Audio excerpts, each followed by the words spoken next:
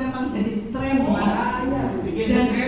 Dan dan dinas kita itu Pak selalu dipanggil kejaksaan terkait pupuk. Sebenarnya untuk pupuk distributor, distribusi maupun pengawasannya sebenarnya Pak bukan kewenangan di kita. Kewenangannya ada di Disperindak. Kalau di kita itu berdasarkan kebutuhannya jenengan itu lewat kita Pak, memang petani. Makanya ada ERBKK. Tapi selama ini Pak, saya juga heran ya Pak ya, Disperindak ini tidak pernah ngajak kita untuk pelaksanaan perjalanan pengawasan pupuk gitu Pak Parlan ya, ataupun menuju kios sama-sama, kecuali ada pemeriksaan BPK Pak Parlan ya. Pak Parlan ini selalu kena BPK Pak terkait pupuk. Sebenarnya memang masalahnya hampir sama Pak, tiap kabupaten setahu saya begitu Pak. Tapi nanti Pak Parlan biar menjelaskan Pak. Banyak ke Pak Parlan ini terkait kartu tani. Sebenarnya kartu tani di bidangnya Mbak Ina, tapi Mbak Ina tidak tahu saya paham enggak. Kartu tani Pak ya, memang didistribusikan ke kita Pak, maksudnya ke BPWP teman-teman ini untuk diisyaratkan pada kelompok tani. Tapi setahu saya tidak semua dapat kartu tani. Dan hanya tidak terlalu banyak Pak, setengah aja kayaknya belum sampai dari semua wilayah yang ada di kabupaten. Kemarin yang paling banyak dapat kartu tani itu Tiris yang awal Pak. Padahal yang butuh pupuk itu sebenarnya yang bagian di bawah. Karena yang Tiris memang mungkin mereka tahu Pak ya, tanam horti tidak terlalu butuh pupuknya pupuk. Jadi kartu tani itu diselesaikan sana. Sebenarnya nanti itu Pak, rencananya kartu tani itu tidak hanya untuk menebus pupuk sebenarnya rencananya Pak, tapi mungkin memang masih tidak tahu ya lokasi yang mana sudah pakai kartu tani Pak Parlan nanti ini. Tapi setahu saya Pak sudah ada beberapa yang sudah pakai kartu tani, tapi mungkin untuk di sini belum semua yang memakainya. Jadi itu mungkin yang pertama.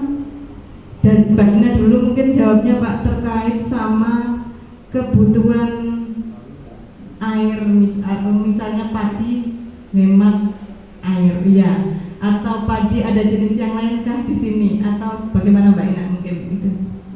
Kebutuhan tanaman padi yang cocok dengan air asin yang lanjut. Saya bantu jawab ya Pak, dari berbagai penelitian. Untuk tanam padi di daerah Payo itu rata-rata cocoknya itu impari Pak. Cuman dari beberapa penelitian gitu ya, penelitian itu unsur 79 agritan dan itu pun masih dalam proses. Nah, kalau dari beberapa kasus di daerah lain ya, ada Impari 32 dan sejenisnya itu budidayanya bagus tapi gagal di panennya, biasanya seperti itu. Nah ini yang sedang digalakkan adalah Impari 79 unsur itu agritan, tapi masih dalam proses. Kita masih menunggu proses panennya, seperti itu. Siap. Oke, informasinya nanti lebih lanjut ya Pak ya, karena masih banyak sekali varietas benih padi maupun jagung yang menyesuaikan dengan lokasi. Seperti itu. Sekarang banyak varietas baru ya, yang katanya ini tahan hama penyakit. Nah, apalagi dengan digalakkan IP 400 seperti ini ya, banyak produk yang genjah maupun super genjah. Sekarang yang lagi digalakkan itu Pak, IP 400 4 kali tanam ya, padi atau menyesuaikan lokasi. Bisa juga padi, palawija, padi. Seperti itu. Yang lagi digalakkan sekarang seperti itu. Untuk ya karena banyak lahan yang sudah mulai alih fungsi, kebutuhan akan komoditas pangan bertambah seiring pertumbuhan penduduk, akhirnya mau nggak mau ini kita yang di daerah itu mulai menggalakkan IP 400. Untuk metodenya seperti apa nanti kita akan undang petani maupun penyedia seperti PT Maxim supaya jenengan lebih istilahnya apa ya, lebih greget gitu ya, lebih percaya gitu. Jadi bisa mencoba dengan IP 400. Nanti kita juga akan mencoba memberikan demplot ke beberapa wilayah dengan varietas super genja seperti Cakrabuana maupun Pajajaran. Seperti itu, varietas-varietas yang awam mungkin yang kita dengar, jenengan awam, saya juga awam gitu, makanya dari itu kita perlu demplot seperti itu. Begitu ya Pak Nge? Ya.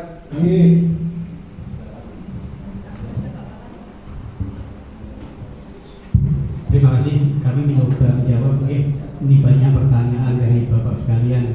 Yang pertama dari Desa Taman, masalah kartu tani. Nah gini Bapak, masalah kartu tani ini kan penyaluran itu kan mulai tahun 2017 sampai 2002. Tadi sudah saya tampilkan tahun 2000 sampai itu sudah berapa. Namun sampai saat ini Bapak, kartu tani itu belum bisa diterapkan. Karena yang bisa diterapkan adalah kalau sudah petani di kabupaten itu tuntas menerima kartu tani semua, baru itu bisa diterapkan penggunaan kartu taninya. Kenapa demikian? Karena yang menyangkut masalah fasilitas lainnya. Kalau Bapak sekarang tanya ke kiosnya, sekarang itu banyak apa itu dashboardnya atau alat mesin cetakannya itu banyak yang rusak Pak, banyak yang ditarik oleh banknya, sehingga kios itu banyak yang sudah nggak ada dan sebagainya. Itu alasan dari ya kiosnya, memang belum ada perintah untuk menyalurkan menggunakan kartu tani. Untuk selama tahun ini Pak, untuk tahun 2021-2022 ini di Jawa Timur yang sudah menerapkan kartu tani adalah ada 2 Pak, yaitu yang pertama Kabupaten Sumeneb, yang kedua adalah Kota Batu. Cuma 2 itu Pak, yang lainnya masih belum, semua masih sistem manual semua, yaitu menggunakan fotokopi KTP dan mengisi belangko itu Pak. Jadi permasalahannya itu, jadi kalau di Jawa Timur yang mencetak kartu kebetulan ini sangat rendah jika dibandingkan dengan bank yang lain. Di Jawa Timur kebetulan diplotting oleh BNI Pak. Karena BNI itu manual itu yang bahaya.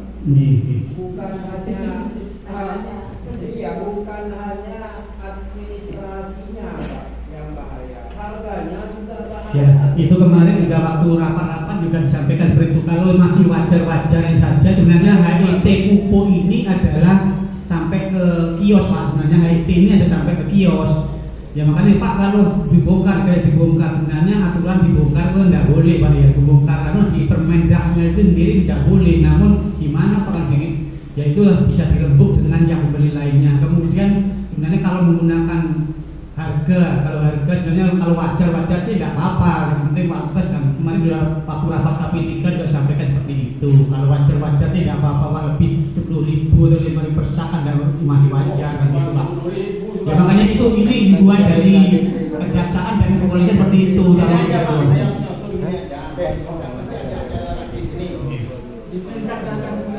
Gini Pak, sebenarnya kemarin ya sebenarnya kalau Bapak punya bisa Bapak melaporkan itu, sepenting Bapak punya bukti kan gitu loh. Itu silakan, itu sebenarnya ada. Silakan nanti melapor bisa ke Desperinda juga silakan. Maka tadi kalau masalah distribusi dan sebagainya bukan wewenangnya dinas pertanian Pak, itu wewenangnya dari Desperinda dan sebagainya itu. Gitu. Tadi dari awal juga kami sampaikan. Tapi kalau ada informasi nanti kami sampaikan pada yang bersangkutan mungkin bisa menyampaikan. Cuma yaitu dia mau turun ke lapangan, ya mereka ada bukti, ada laporan dan sebagainya. Mungkin bukti apa? Bukti tulis, kemudian ada nota dan sebagainya. Sudah merupakan bukti. Kalau Bapak punya bukti, mungkin Bapak bisa melaporkan itu. Mungkin bisa ditindaklanjuti. Karena selama ini laporan seperti itu cuma jarang ada buktinya gitu Pak. Gitu. Informasinya demikian.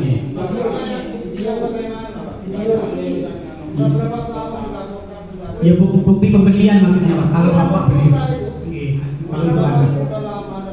Nah ya kayak itu Pak. Karena kan itu bukan bukti Pak. Adanya untuk lain kali, talenta itu presiden dari itu mengiakan.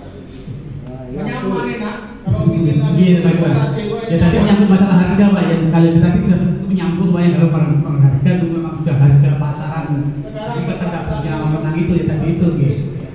Oke Pak itu ya. Kemudian untuk desa Rajutata tadi masalah tanaman apa itu cabai Pak. Ya sebenarnya berapa sih kebutuhan tanaman cabai, pupuk itu tanaman cabai? Saya kira ini sudah melebihi overdosis ya kalau sampai 4 kuintal per kali musim. Padahal setahu saya kalau cabai itu sekali ada sekitar 5 kuintal. Mungkin bisa koordinasi dengan Pak PPN di sini ya. Jadi saya kira penggunaan gitu ya seperti apa itu jagung saya tahu berapa sekitar 6 sampai 8 kuintal. Pada anjurannya itu urea 250 kemudian NPK berapa seperti itu Pak. Itu secara teknik budidaya sudah diterapkan di beberapa penelitian begitu. Kemudian teman-teman waktu nyusun EDKK juga itu sudah mengacu pada sistem penelitiannya, batas maksimal sudah ada di situ Pak.